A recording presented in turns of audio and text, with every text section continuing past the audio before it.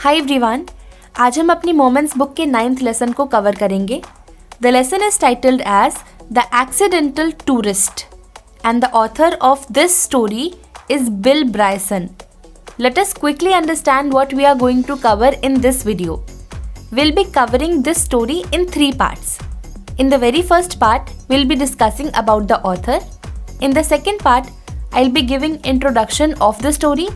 And in the third part, we'll be looking at the explanation of the story. So let's jump right into the video with the introduction of the author. So as I already told you, this story is written by whom? It is written by Bill Bryson. Bill Bryson is an American-British author. He wrote books on travel, the English language, science and other non-fiction topics. Bill Bryson एक American-British author हैं और वो काफ़ी सारे non-fiction topics जैसे कि travel, English language, science वगैरह की books लिखते हैं. So this was all about the author.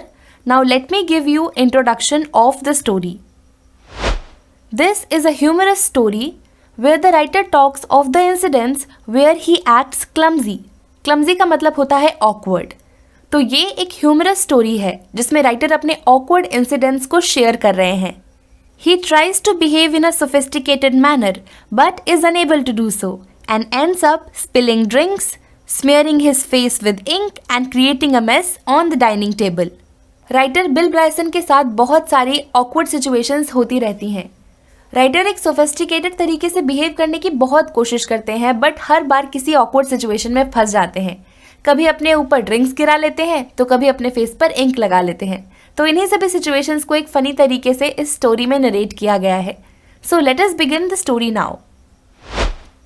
The author says that he is not good at doing many works at one time. Author Bill Bryson कहते हैं कि वो कई सारे टास्क्स एक साथ नहीं कर सकते. He is amazed at people who do multitasking without any difficulty. और जो लोग मल्टीटास्कर्स होते हैं यानी जो कई सारे कामों को एक साथ मैनेज कर लेते हैं उन्हें देखकर ऑथर बहुत शॉक हो जाते हैं क्योंकि वो एक मल्टीटास्कर बिल्कुल भी नहीं है. छोटे छोटे से काम करने में भी उन्हें बहुत ज़्यादा डिफ़िकल्टी होती है. तो वो लोग जो एक साथ बहुत सारे काम करते हैं वो भी बहुत कैजुअली, उन्हें देखकर ऑथर दंग रह जाते हैं. Many times he gets confused when he searches for the toilet in a cinema and lands up in a lane from where he cannot enter the hall. Bill Bryson कई बार जब cinema hall में toilet ढूंढने जाते हैं वो confuse हो जाते हैं और ऐसी लेन में पहुंच जाते हैं जहां से वो हॉल में भी एंटर नहीं कर सकते. When he checks in a hotel, he forgets his room number and goes to the reception many times just to confirm it. जब भी वो किसी होटल में चेक इन करते हैं वो अपना रूम नंबर ही भूल जाते हैं और कई बार रिसेप्शन एरिया में जाते हैं रूम नंबर कंफर्म करने के लिए. The last time when he went on a family trip to England at Easter time they reached the Logan airport in Boston. अभी लास्ट टाइम जब वो अपनी फैमिली के साथ इंग्लैंड गए थे एक फैमिली ट्रिप पर ईस्टर के समय, तो वो लोग एक्चुअली लोगन एयरपोर्ट पहुंचे थे which is situated in Boston England. तब एक इंसिडेंट हो गया था. तो क्या हुआ था देखते हैं. He had recently subscribed to the frequent flyer program of British Airways and had to get the card punched to avail the points. Writer ने एक frequent flyer program था British Airways का, उन्होंने इस प्रोग्राम को सब्सक्राइब किया था.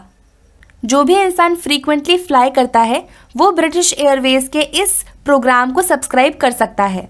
इस प्रोग्राम में अगर आप बार बार ब्रिटिश एयरवेज से ट्रैवल करते हो तो आपको एक कार्ड मिलेगा. उस कार्ड पर आप पंच कराएंगे तो आपको पॉइंट्स मिलते हैं. तो राइटर बिल ब्राइसन को फ्रीक्वेंट फ्लायर प्रोग्राम का जो कार्ड था उसके ऊपर पंच कराना था, तब उन्हें पॉइंट्स मिलते. The card was in the bag that hung around his neck. अब ये कार्ड उनके बैग में था और वो बैग उनकी गर्दन में. As he had to take the card out something happened. अब जैसे ही उन्होंने अपने बैग से कार्ड निकाला कुछ हुआ. The bags zip would not open and he pulled it with force. अब राइटर का जो बैग है जिसमें कार्ड रखा हुआ है उसकी जिप खुल ही नहीं रही. राइटर ने बहुत कोशिश करी पर जिप नहीं खुल रही. So he forced the zip in order to open the bag and take his card out.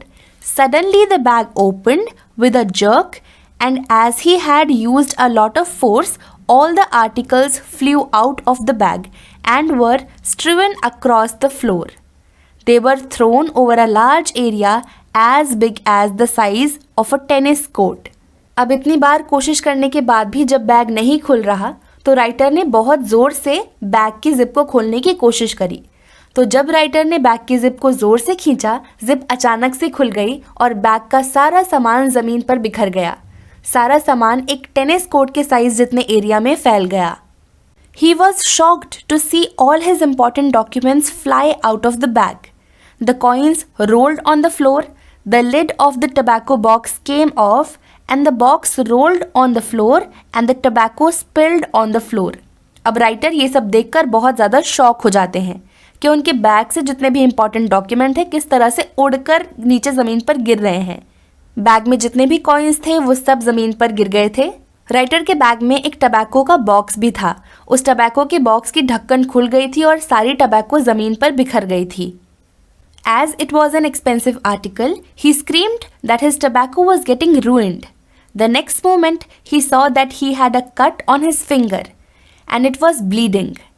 अब वो टबैको बहुत ज़्यादा एक्सपेंसिव थी, इसलिए राइटर ज़ोर से चिल्लाए कि अरे मेरी tobacco. And the very next moment उन्होंने ये देखा कि उनकी फिंगर पर एक कट लग गया है और उनकी फिंगर से खून निकल रहा है। His screams changed to my finger. So first he was screaming my tobacco and now he is screaming my finger.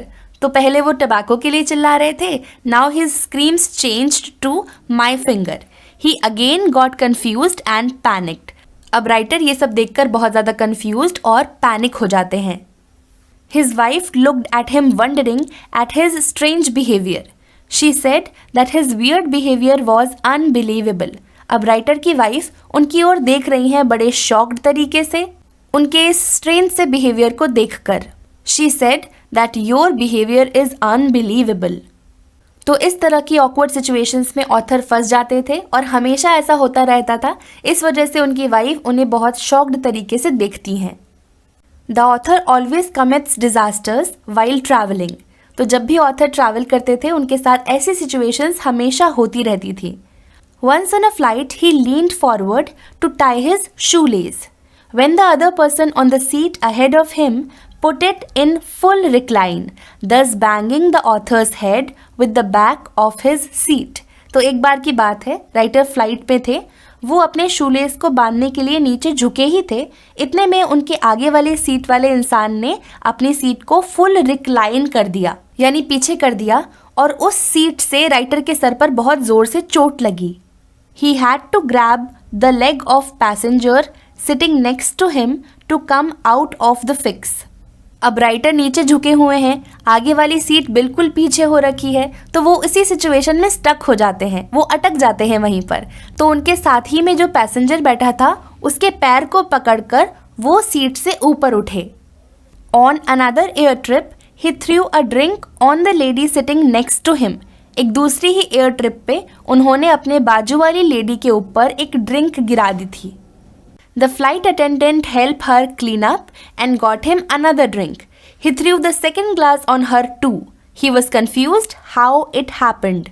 Flight attendant ने उस लेडी के कपड़ों को साफ किया और राइटर के लिए दूसरी ड्रिंक लेकर आए, बट समहाउ वो दूसरी ड्रिंक भी उसी लेडी के ऊपर जा गिरी, पर राइटर को नहीं पता था वो कैसे हुआ।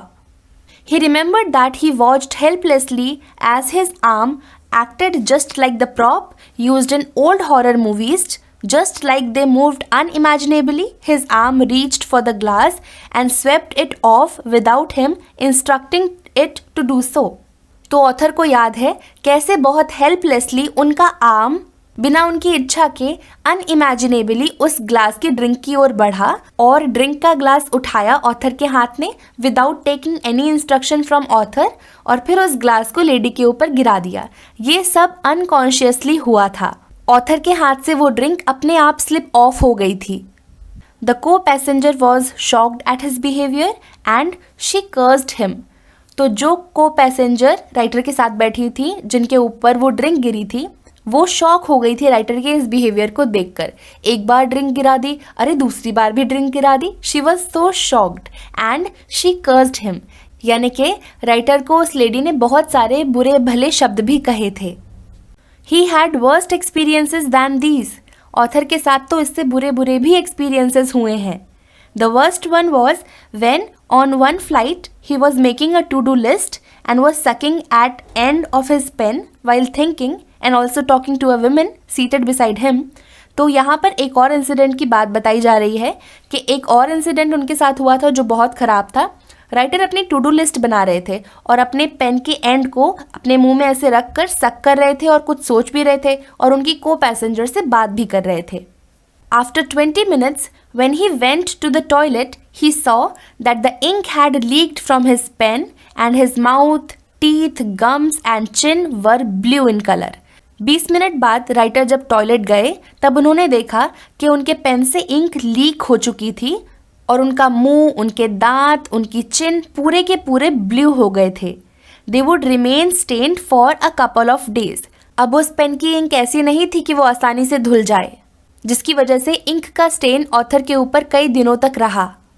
He wants to be sophisticated. He wants to leave the dining table neat and clean and not make it appear untidy like he always does. He wants that when he sits in the car, he should not leave the sleeve of his coat stuck in the door.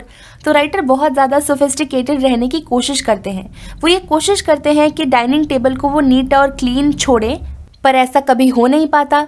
उनका dining table हमेशा ही untidy रहता है. वो ये कोशिश करते हैं कि जब भी वो कार में बैठें तो उनकी कोट की स्लीव बाहर ही ना रह जाए, यानी कि दरवाजे में ना अटक जाए. He should not stain his light colored trousers with things like gum, ice cream, cough syrup and motor oil. Author बहुत ज़्यादा कोशिश करते हैं कि जब भी वो लाइट कलर के ट्राउज़र्स पहने तो किसी भी चीज़ का स्टेन उनके ऊपर ना लगे.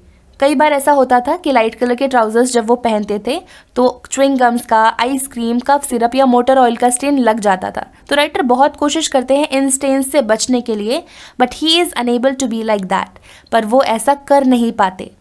Now when they are served meals on an air trip, his wife asks the children to cover their heads with the hood to save themselves from the mess that he will create while eating. तो जब भी author और उनकी family किसी air trip पे होते हैं और उन्हें खाना सर्व किया जाता है, तब ऑथर की वाइफ बच्चों से कहती है कि अपने अपने सरों को हुड से कवर कर लो, क्योंकि पापा अभी खाना खाते खाते बहुत मेस करने वाले हैं, तुम बचोगे नहीं. क्योंकि उनकी वाइफ को पता था कि ऑथर बहुत सारी ऑकवर्ड सिचुएशंस और क्लमजी सिचुएशंस क्रिएट कर देते हैं हमेशा, तो इसलिए वो बच्चों से सावधान होने के लिए कहती थी. When he travels alone, he does not eat, drink or bend to tie his shoelaces. He does not even get the pen near his mouth. He sits very quietly and keep his hands under him to prevent them from moving here and there. तो जब भी author अकेले travel करते हैं वो खाना नहीं खाते, ना ही कुछ पीते हैं, ना ही बेंड ओवर होते हैं शू लेसेस बांधने के लिए, और ना ही अपने पेन को अपने मुंह के नज़दीक लेकर जाते हैं. वो बहुत शांति से बैठते हैं और अपने हाथों को हमेशा अपने नीचे रखते हैं ताकि उनके हाथ अनकॉन्शियसली मूव होकर कुछ मेस क्रिएट ना कर दें. He does not enjoys sitting like that, but it helps him by saving the laundry expenditure. Author को इस तरह से बैठे रहना अच्छा नहीं लगता, पर इस तरह से बैठे रहना लॉन्ड्री का खर्चा बचा लेता है, क्योंकि जब भी उनके हाथ इस तरह से मूव करते हैं वो कुछ ना कुछ मेस क्रिएट कर देते हैं, अपने कपड़ों को गंदा कर लेते हैं और लॉन्ड्री का बहुत खर्चा आ जाता है.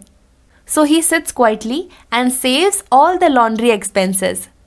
He never gets the frequent flyer miles because he is unable to find his card. मैंने आपको बताया था कि ब्रिटिश एयरवेज का एक प्रोग्राम है which is frequent flyer miles. इस प्रोग्राम में हर वो इंसान पार्टिसिपेट कर सकता है जो फ्रीक्वेंटली फ्लाई करता रहता हो. इसमें जब भी आप फ्लाई कर रहे हो आपको एक कार्ड को पंच कराना पड़ेगा, जिससे कि आपको कुछ फ्री माइल्स मिलते हैं फ्री में ट्रैवल करने के लिए. So all his acquaintances fly to Bali with these points, but although he had flown in 23 airlines, he has managed only 212 air miles. तो ऑथर के जितने भी जानकार हैं वो सभी बाली की फ्री ट्रिप कर कर आए थे इन पॉइंट्स की वजह से. हालांकि ऑथर ने 23 एयरलाइंस में ट्रैवल किया था, पर उनके पास सिर्फ 212 एयर माइल्स थे, क्योंकि उन्हें कभी अपना कार्ड ही नहीं मिलता था ताकि उन्हें एयर माइल्स या पॉइंट्स मिल सकें.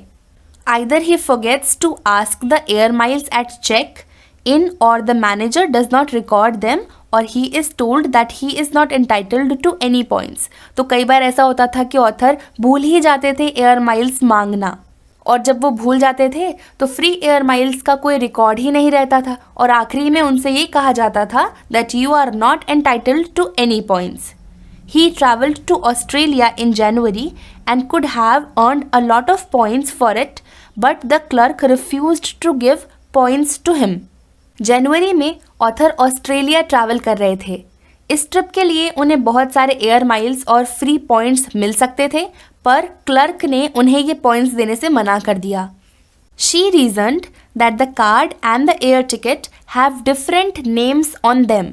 क्लर्क ने राइटर को फ्री एयर माइल्स देने से इसलिए मना कर दिया क्योंकि एयर टिकट पर और फ्रीक्वेंट फ्लायर प्रोग्राम के कार्ड पर दोनों ही नाम अलग अलग थे। The writer tried to explain that both were one person but she did not accept his argument. Writer ने कोशिश करी ये समझाने की उस क्लर्क को कि मैं ही हूँ वो इंसान, ये दो अलग अलग लोग नहीं है, मैं ही हूँ ये, पर क्लर्क ने राइटर की एक नहीं सुनी।